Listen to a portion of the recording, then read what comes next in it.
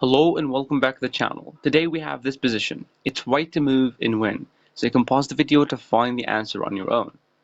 Okay, now first of all, if you thought about making a forcing move, and one of the forcing move is a check, so either rook to h3 check or rook to c8.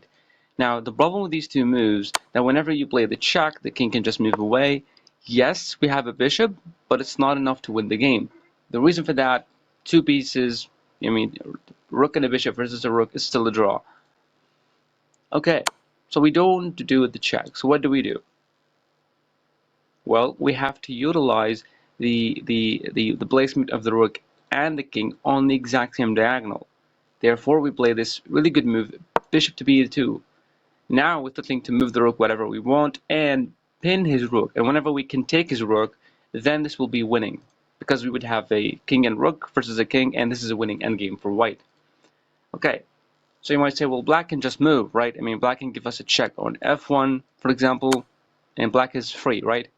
Well, no, because this check actually induces this move, rook to c1, discover check. So now the king has to move, and he's going to lose his rook. That's why it doesn't work. And also, this check also doesn't work because if rook to a3, he cannot take because that's a discovered check. Okay, so what black can do here? Well, you might be thinking about, well, the king can just move away from the bin. Like, for example, king h7 or king to g8. Let's see what happens if king to h7 was played. Here, we need to make a good move because, look, the bishop is attacking the rook. We need to give a check with the rook so that we can take his rook with the bishop, and then we would have a rook, and this would be a winning endgame.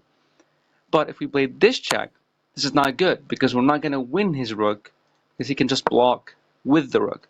Instead, we play rook to c7 check. He cannot block, so now he goes king here. It doesn't matter where the king actually goes because we're going to take his rook right after, and then after he takes, this is a winning endgame. Okay, what happens if he played king to g8? Well, the same thing, but you might be thinking, oh, I just played the same move, rook to c8 or rook c7. This move is bad because he can block with the rook. We don't want him to block. That's why we play this check. He cannot block with the rook because that's a free rook. And if you try to defend it, we take it, and this is still a winning endgame. Okay, looking good. But can black do anything else? Like, for example, playing rook to h6, moving the rook away. Well, this is a fine move, but it depends on what you play. If you play this rook to c8 check, double check, this is not gonna be good because the king is gonna go here, and this is not checkmate. The king can run, and we cannot trade rooks. That will be a draw. So instead of that, we play rook to g3 check. See, the king can now move. We're blocking the king from running away, and we're giving this discovered check with the bishop. He has to go here, and now we have to play the only move, and that is rook to g7 check, forcing the king back. Okay, now what do we do? Well, black cannot move his king. We should not move our rook, and the rook is already defended. So now we just have to waste a move with the king so that he's forced to move the rook. For example, now here we have two moves, a2 and b1. If king to a2, this is bad because he can give us a check with the rook. But king b1 is the right move. You might say, well, what? He can play the exact same thing, a check. He cannot play this check because we can go all the way back with the rook with a discovered check and win his rook. That's why he cannot play it. Okay, you might say, well, he's not going to play that. He's just going to move away. It really doesn't matter where the king actually, where the rook actually goes. Here, here, here, here, here, or here. It doesn't matter any of these squares that actually the rook goes to. It will be losing because we can play a discovered check. He can take if he wants to. Doesn't matter. It's still going to be a free rook. Even if you win here, we just take with the bishop. And if he takes, we take back. And it doesn't matter where black actually goes. Like here, that's a check. And here, that's a check.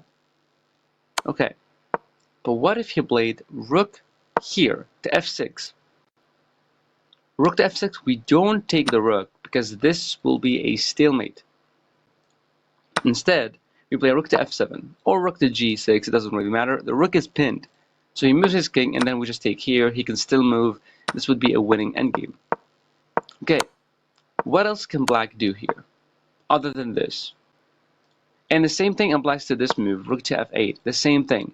We just restrict the king from running away. He goes here, we play this check, force him to go back, and now we're forcing black to move his rook again. But we don't go here. See, it is reversed between rook to h6 and rook to f8. Now we cannot go here because this would be a check, and now he saved his rook. Instead, we play king to a2 because this check will be met with this cover check, and we win his rook. Okay, so what if black decided to play king to g6 or king to f7? Like for example, here, rook to g6. What do we do here? Well, now we don't play this check because the king can just run, and after this check, the king will also run, and the bishop is not attacking the rook. So how can we win the game? Well, by not caring about the rook and we caring about the king. So we go rook all the way back to c8. You might say, okay, well, he just blocked. He cannot block because it is a double check. So the king is forced to move, and this would be a checkmate because the rook is here. And the same thing applies to rook to f7. We play this check. He cannot block with the rook because it's a double check. He needs to move the king, and this, sorry, not this. This is rook to h8, also checkmate. Thank you for watching.